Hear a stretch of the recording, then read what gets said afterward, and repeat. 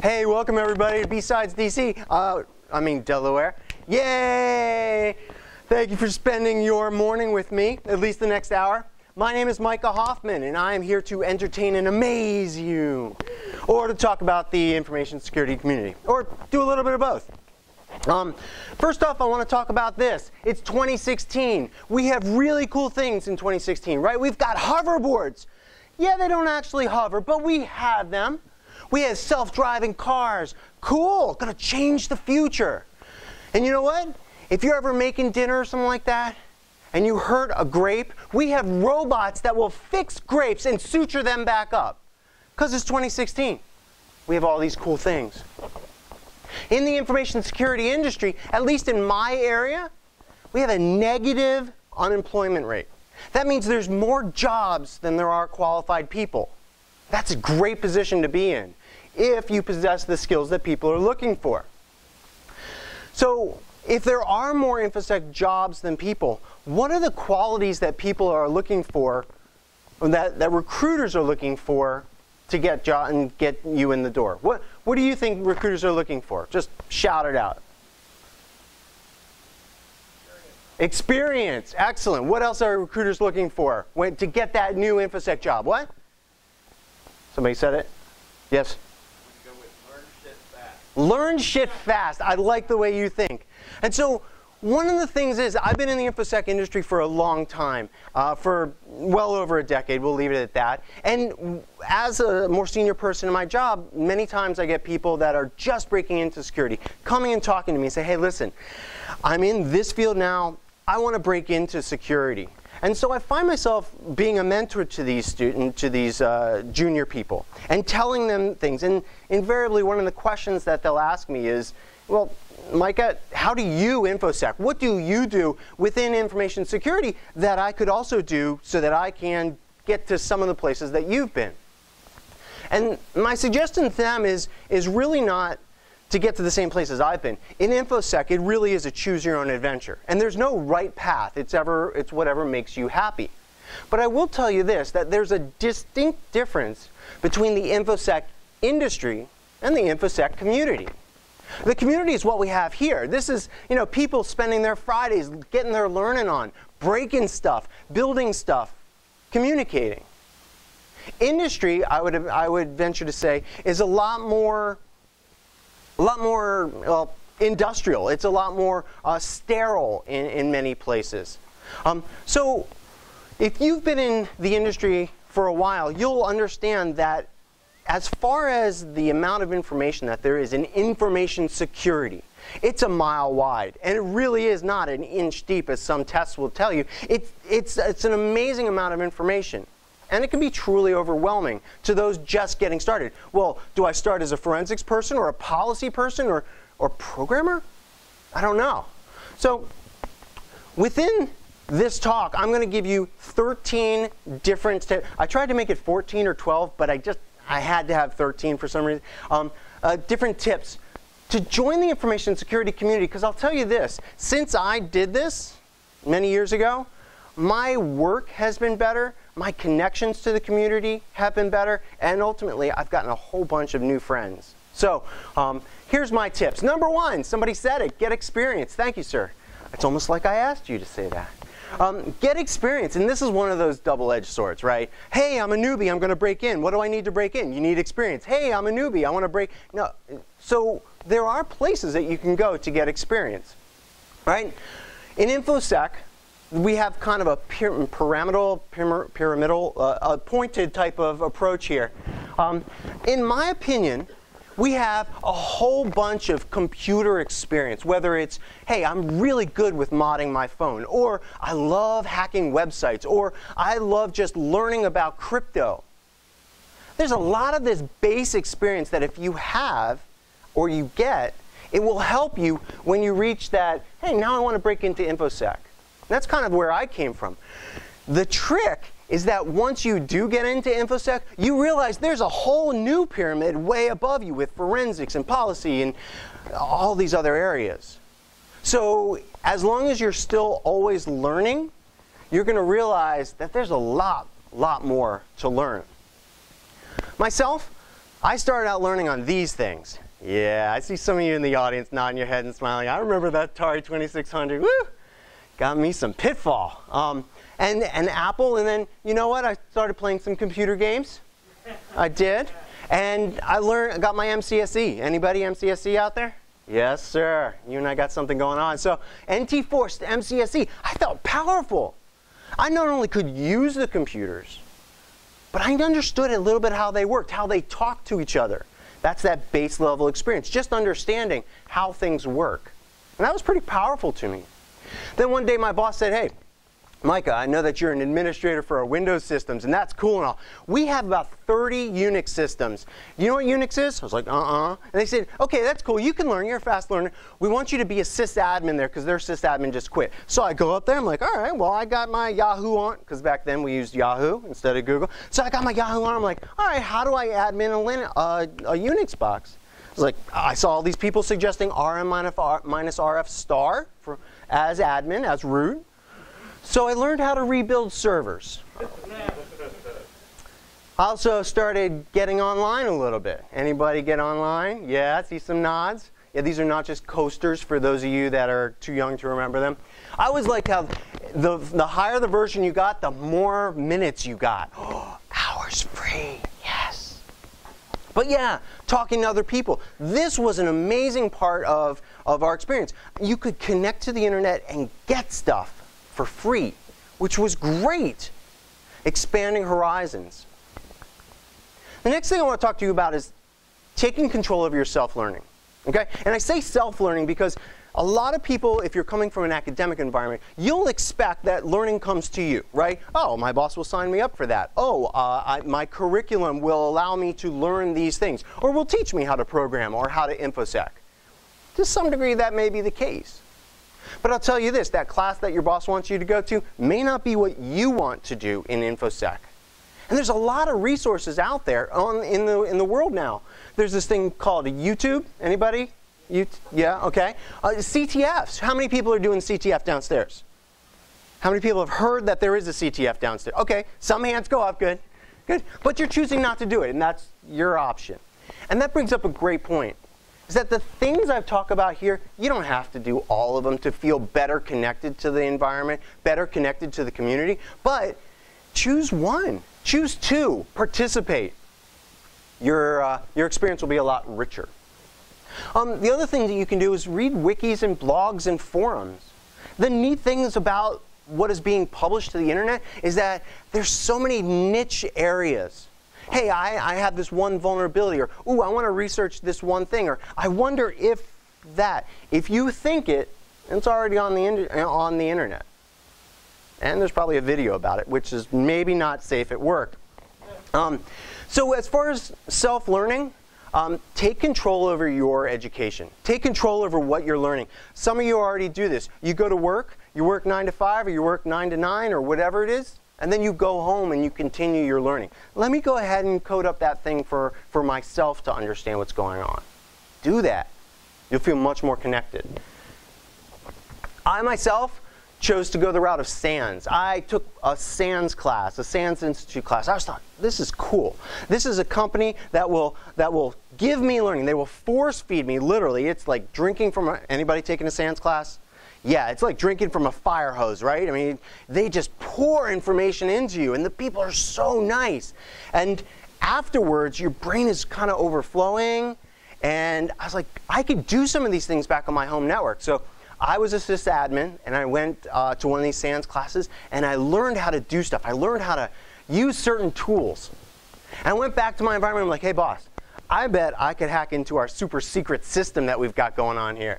He's like, no, you're not going to do it in production. It's like, all right, I will make, because I had that foundation, I would make a replica of our system. We'll call it dev, test, exploit, whatever, and I'll hack on that. And I took the skills that I had, that I learned in this class, and I applied it. And within like 20 minutes, I had domain admin, I had creds. It was awesome. And my boss's jaw dropped. He's like, well, we need to start doing this security thing. I said, yes, you do, and I know the man for it. With this experience, and with this information that I just gained, and my ability to apply it, which many times is something that it can be challenging, right? We may all know somebody that's a tremendous bookworm. They know and read so many different things, but when it comes to typing on a keyboard or applying that knowledge, there's a disconnect. But since I was able to apply this, I started looking for pen test jobs because you know what? I had skills. It's like, awesome, cool. I became an information security professional. It was, yeah, no, really. It doesn't say cyber up there, sir. It's okay. But yeah, I became an information security professional. And as an information security professional, I could see, this was the first Google image for information security professional. It's like, I don't know what that is, but it looks cyber-ish, right? Locks floating in midair, keyboard. That was me. I could see the locks. And of course, as an information security professional, what do you have to do? You got to get your CISSP, or at least I did.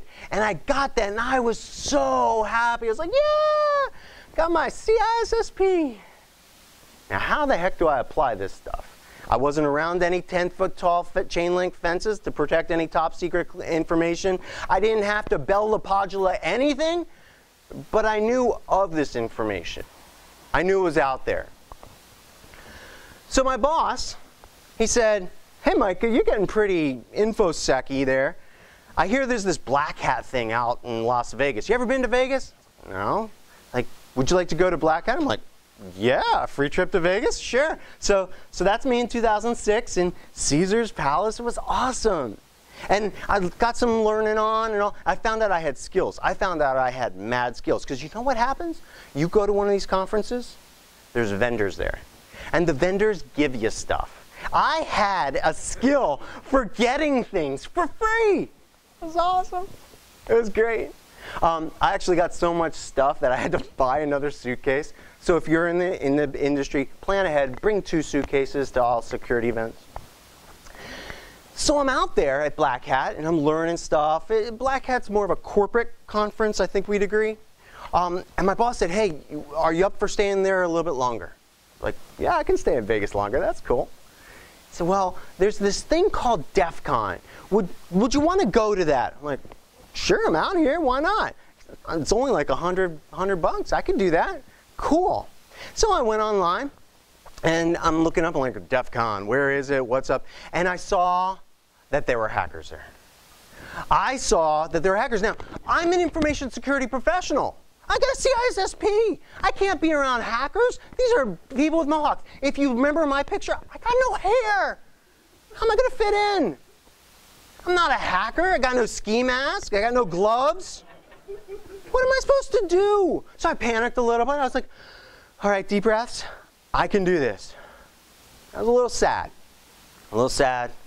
But I got through it. I went there to that DEF CON, and I was overwhelmed. Anybody been to DEF CON? Yeah, it's an information security circus, right? I mean, it's amazing the talented people that are there. It's amazing the things that they're doing, and how you have to buy a new phone when you leave there. But it's really a cool place. And in 2006, when I was just getting in, it totally overwhelmed me. And it made me question my worth. Like, well, these guys are hacking GSM things and doing all this stuff with long-range Bluetooth snarfing. I don't even know any of that stuff. But it's okay. And that's one of the tips I give people when I mentor them. It's okay to realize that you know a small amount of stuff, and there's other people that know more than you. You will get to a place where people think that you know more than they do. You will get to a place where you know a sufficient amount of information, and you're still looking up at the people that are doing even more elite stuff, that you forget about where you came from. You forget about all those junior people that still don't even know what TCP/IP stands for. So it's okay to feel inadequate. And so I was playing volleyball. I play volleyball in a league, and I was playing volleyball with a young man. And he said to me, you know, Micah, you're an information security professional now. You're a CISSP. You've been to DEF CON. Why don't you come to this group I belong to? It's called Nova Hackers. I was like, whoa, Bob, hackers? I don't know if I can do that. I've got the CISSP. It says I have to be ethical. We know what hackers do. But he was relentless, and I thank you for that, Bob. He's right over here in the audience. I'm going to call him out. So Bob was relentless. He was like, you got to come. You got to just meet these people. They're nice people. They're not all strange. So my community tip number 3, join a group. Now, in my area, Nova Hackers was what Bob got me into, and I found it was really neat. We would go to these meetings, and there would be people of a wide variety of skill level in there, and they were presenting on anything from like kernel level rootkits to how to do like really simple stuff. But they were participating, and it was neat to meet them and talk with them and grow my network of people. Because you know what? This is one of the things that people don't realize, is that even though you might not know what I know, you still know stuff that I don't know. And I can learn from you, and you can teach me, and I can teach you. This is what our community is truly about. It's about learning from each other. Yeah, I might have this Uber blog post with a pretty picture in there, but you could do the same thing, and you could teach people as well. So in these meetings, what we do is we sit down. Now, if you don't have a Nova Hackers where you are, this is for Northern Virginia, DC, Maryland area, there's ISSA chapters, there's OWASP chapters, there's a lot of other hacker organizations like Colorado, the 303s, right? There's a lot of other groups out there that can help you make connections to other people in the industry and in the community.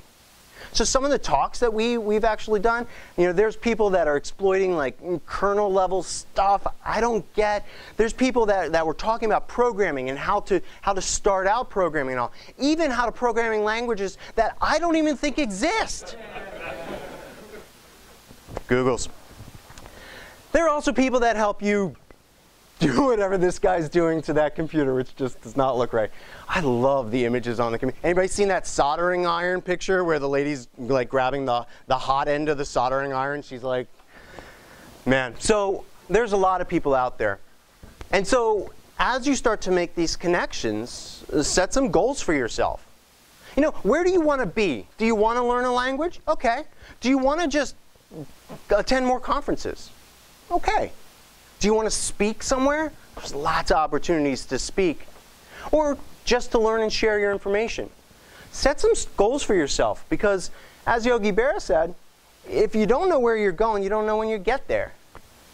Yeah. You don't know when you get there. And that's very true. Now, you know, some of you probably do 5-year plans, 10-year plans, career plans. I want to be CISO. I want to be the tech lead of this. I want to write a book. Cool. Well, do that also in Infosec. Do that in your community life as well. I want to participate in a group. I want to do 2 of the things that Micah talks about on this slide, or these slides. One of the other things that you can do to feel that connection to other people, to get that mentorship, is contribute to open source projects. Now, I know it seems simple, right? I bet over half of you have used an open source project at one time in your life. Whether it's Metasploit or some other tool. Yeah.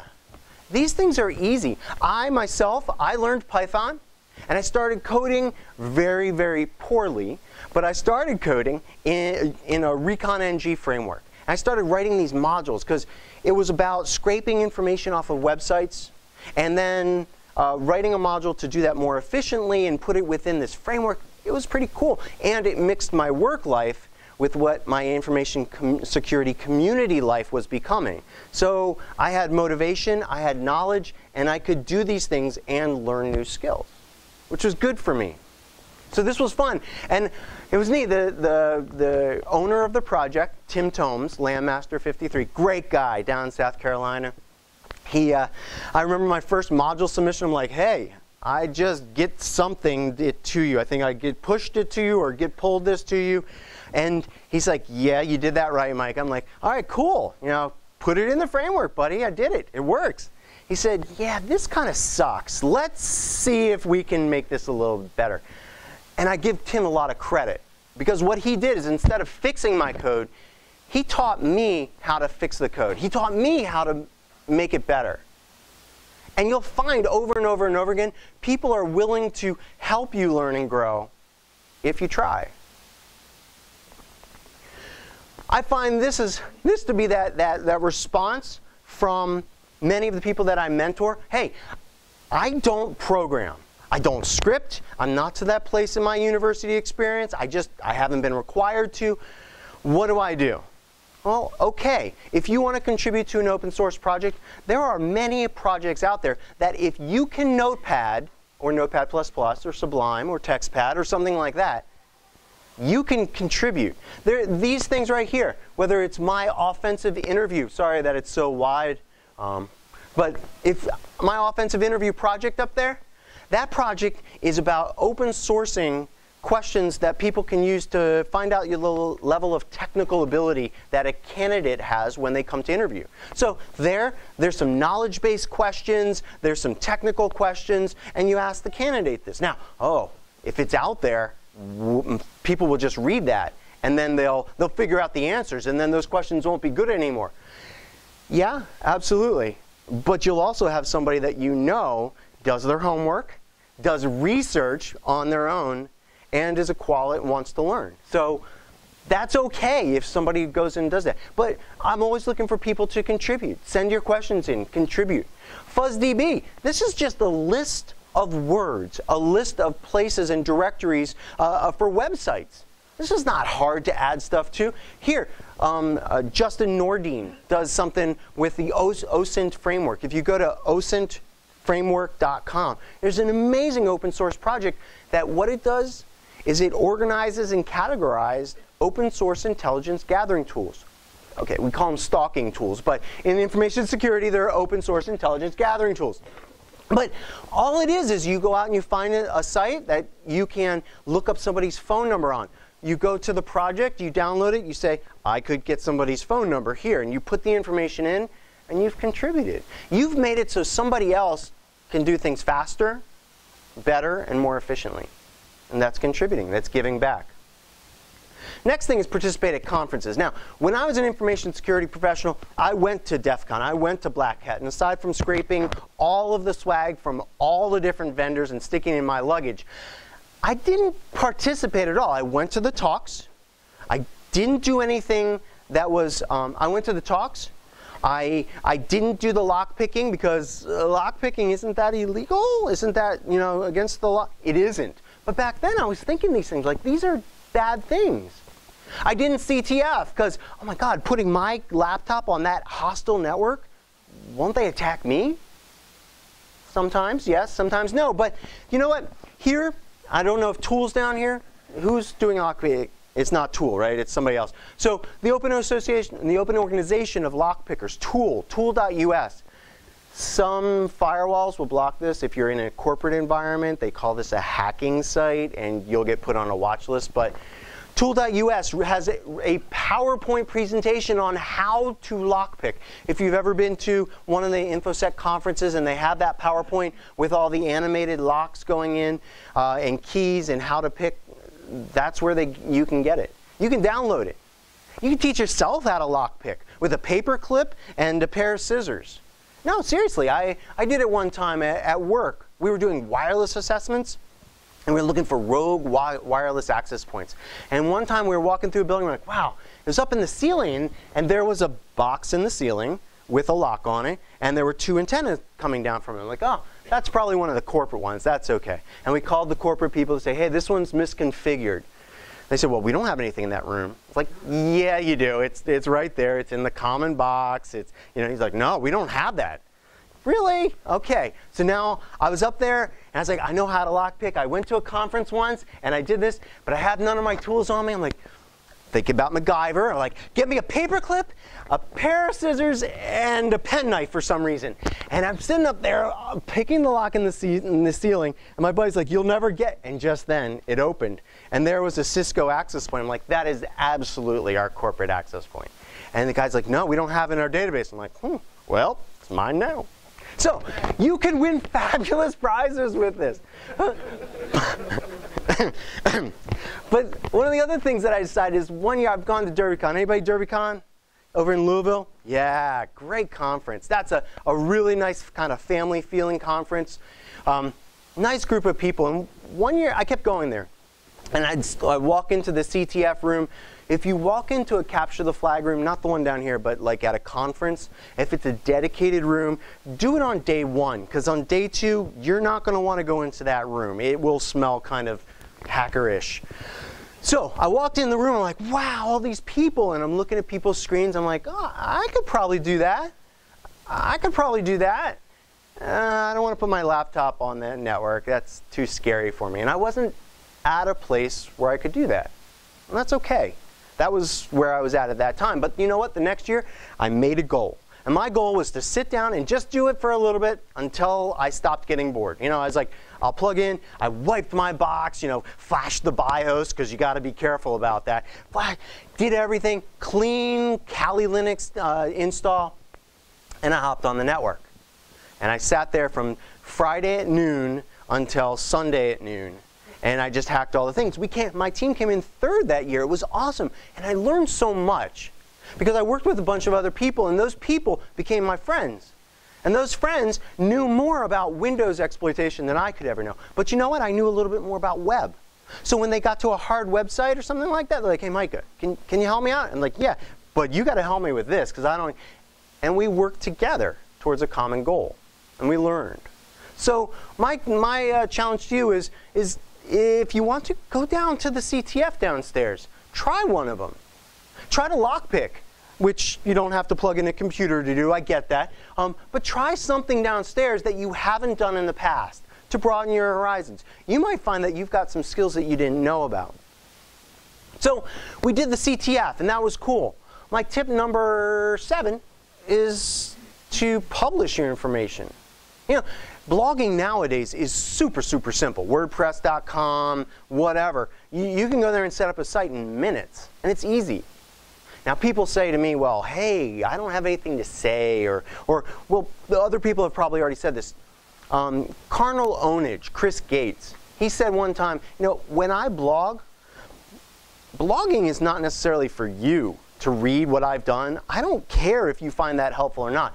It's for me to take public notes so that when I go and I have this exact same problem in a week, a month, 2 years, I'd be like, damn, I did that once, right? And he goes back to his blog and goes, oh, that's how I exploited it. That's what the response should be. And he can move forward. Yeah, it's great that it helps other people. It's great that it moves the field of InfoSec forward. But it doesn't have to be for other people. It can just be so that you have a voice. I actually started a blog right after my DerbyCon thing. I was like, I got something to talk about.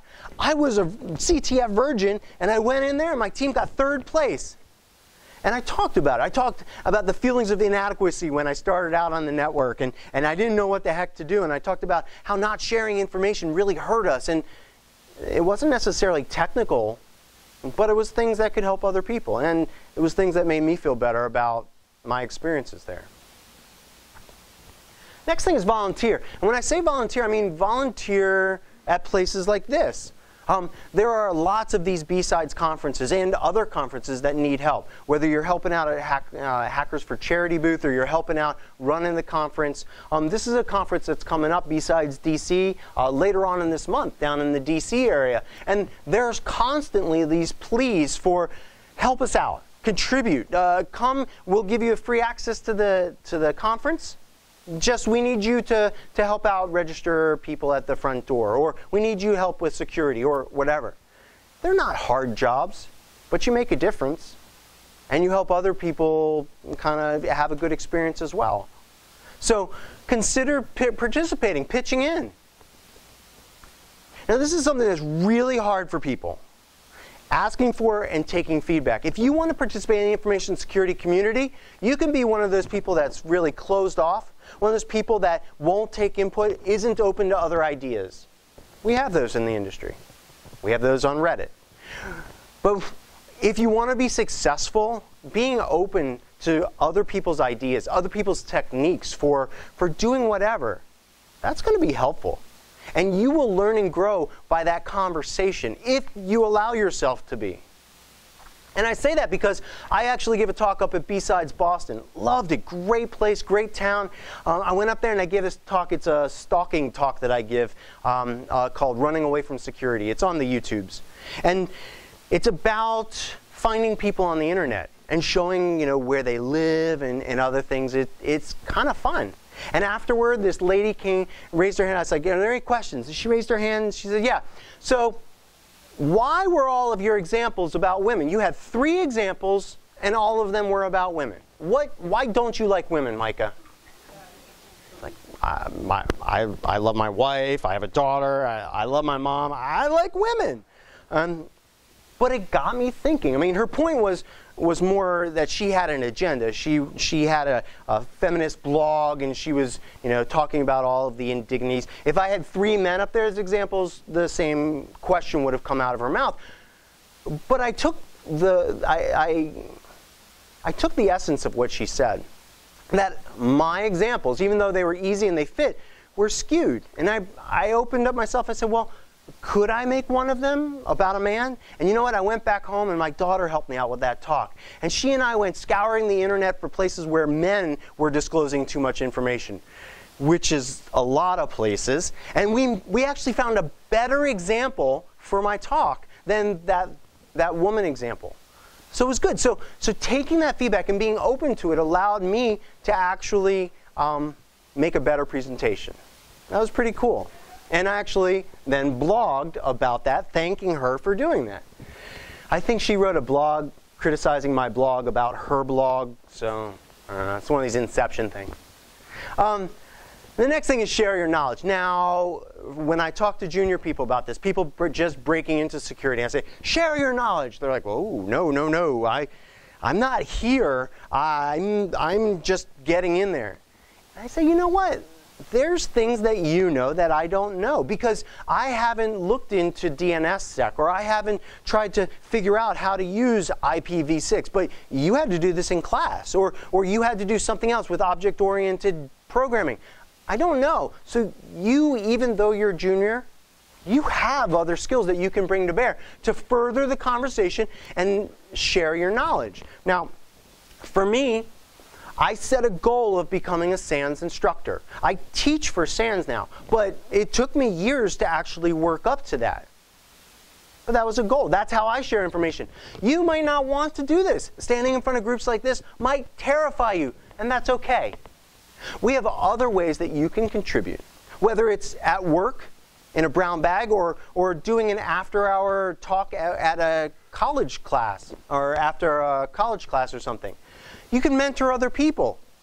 Help them, bring them along into your journey. Hey, this is what I'm choosing to do. I went to this talk. There were 13 tips, not 14, not 12, 13 tips, and I'm choosing these 3. Which are you going to do? And you kind of learn from each other. This is another one that I find as is one that sounds simple, but it eludes us. Because we don't think about our journey, we think about the destination. You set a goal, you're like, I want to, have my master's degree in 2 years, or I want to get that job. All right, cool. Track your progress. Back in the early 1990s, these things were how we kept track of our calendars. There was no Googles. There was nothing to keep track of it on the computer. So we used these books. And you know what? These are ones that are in my basement. I've stored them away, and I started flipping through them, looking at, hey, this was my first TCP/IP class. That's pretty cool. And it shows you where you've been. And it allows you to see that growth. Because what we don't recognize as people is we don't recognize those small gradual steps that we make towards our goal. We recognize a goal. I got married. I got promoted. I got this. But you don't recognize all the steps that you had to do to get to that event. And by doing that, sometimes when you're feeling down, you're feeling inadequate, you're feeling like an imposter, you can go back and go, you know what? I do know a lot. And here's where I learned that. And here's where I participated. So keep track of it. You don't have to use one of these things. You can use the internet now. That's fine.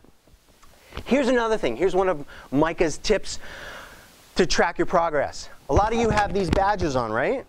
Yeah. So my wife is a runner. And 1 year for her birthday, I got her one of these running things. It says, success isn't how far you got, but the distance you traveled from where you started. And I started thinking, I'm like, I have been collecting all of the badges from all of the trainings I've gone to, from all the conferences I've gone to, and they're just hanging in my closet.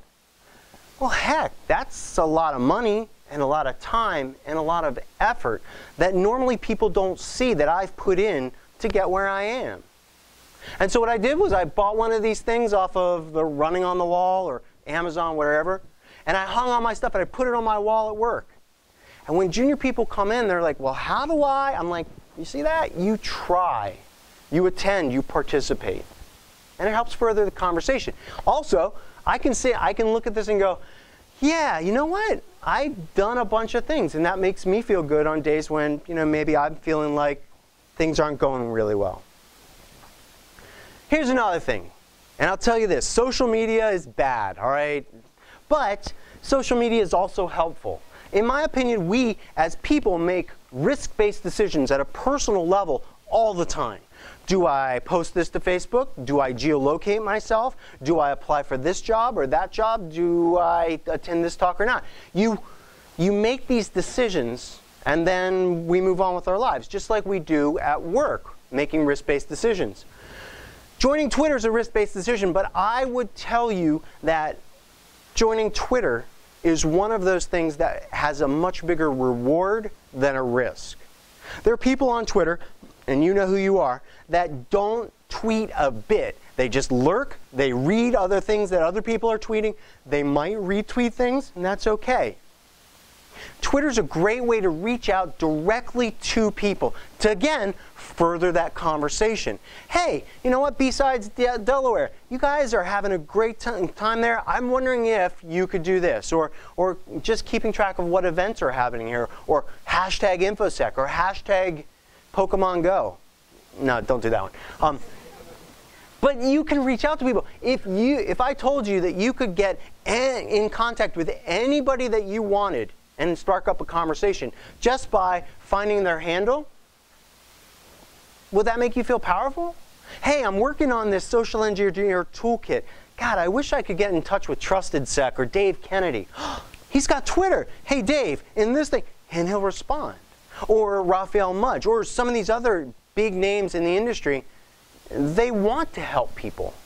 So get involved in the conversation, even if it's just listening. You don't have to do anything.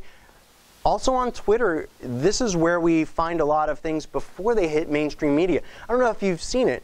Recently, I'm watching like the TV, and I'm looking, and they've got somebody's Twitter feed up there going, hashtag, storm in Miami or whatever. I'm like, you guys are using Twitter as a primary source for, that's crazy. But if you're on Twitter, you've already seen that maybe 6 hours, 12 hours ago, and that happens very frequently. In Infosec, Twitter is like a phone book for us, reaching out, having the conversations, and really making a lot of connections. Also for all of the Infosec conferences you go to, a lot of things are discussed on Twitter, new events, parties, other things. Hey, you left your phone in the lobby type of things on Twitter. And then here's my last tip, and this is kind of an obvious one, but it's one that many people don't think about. If you're always the smartest person in the room, you're probably not growing and learning as much as possible, right? And many of you probably are the smartest people in your room, at your companies, at your organizations, at your schools, at home. How many at home are the smartest people? I know. Sorry, dear. Yeah, so you're the smartest ones in the room. That's great. But do you ever find yourself wanting a mentor? Wanting somebody that knows more about this than you? That's cool. And that happens to a lot of us. What you can do is you can reach out to Twitter, use your blog, go ahead and talk to the people that you volunteered with. Talk about all these different things that we've done, participating at conferences. You grow those networks so that when you get here and you get to that mid-level or senior position, or you're the only person in your organization that does Infosec, you have friends that you can reach out to. That's one of the best things about the Nova Hackers Group. Or if you're in SANS, one of the SANS advisory boards. They're mailing lists. And these are mailing lists that you can say, hey, I don't know what the heck I'm doing here. My boss just asked me to do this. Can anybody help me? And people will help you because you are part of the community. So this is the recap. All of these different things. Now again, for those of you who came late, you don't have to do all of these to be connected to the Infosec community. But the more of these things you do, you'll find that when you come to these conferences, it won't be about, yeah, I'm going to go lockpick. It'll be about, man, I can't wait to see my buddies. I can't wait to see my friends. I can't wait to meet new friends. I was just out at DerbyCon. It was a great conference. I went to a couple of talks, did a couple of other things. But what I found most was it was more of like a reunion. I went there, I saw my old friends, and then each one of my old friends, they brought a new friend with them. They're like, hey, have you met Bob? Bob, this is his first Infosec. Oh, hey, Bob. Growing my network and growing his too and reaching out to him. So, that is my talk. Are there any questions for me? Yes, sir. I run a podcast about social team. Okay. So, a big part of what we do is I don't really know where a lot of the movies. Do you remember going back? Because I know. Yeah. So do you remember going back where you spent most of your time? Okay, so the question is, or the comment is that this gentleman runs a Blue Team podcast, and the question is where do Blue Teamers hang out? Well, mostly where do newbies hang out? We have a little bit. Where do newbies hang out? Yeah. Okay, so I will turn this to you all because I'm guessing that this might be out of your comfort zone, and that's okay. This is a safe environment, and that's right. That's right. We're on the fringe. So anybody that responds here, I'll give you a hug outside. It'll be okay. But so for you people that are just breaking into security, where do you go for information? Is it Reddit or Facebook group or Twitter or if your local university website? Where do you go? What? You lurk on Twitter. All right. All right. Cool. Some Twitters. Sure. NetSec, Reddit NetSec /r/NetSec, right? Okay. /r CTF. Okay. Yes, sir. YouTube. So you're watching videos on how to do things. So if you change your podcast and maybe to one of those podcast vlogs, maybe you reach some people. Yeah. What is the podcast? Sys Administrivia. That's pretty cool. And that's one of the neat things that you find is, there are people that love blue teaming or defense. There's people that love offense, penetration testing, vulnerability stuff. And there's people that love every other part of the community. So thank you so there's places out there. Talk to this gentleman. What's your name, sir? Brent. Talk to Brent if you want to give him some more places to find you. Which sounds odd when I say it out loud, but you know what I meant. That's right. See my other talk. What other questions do you have? All right, cool. Well, thank you very much for starting off BSides Delaware with me.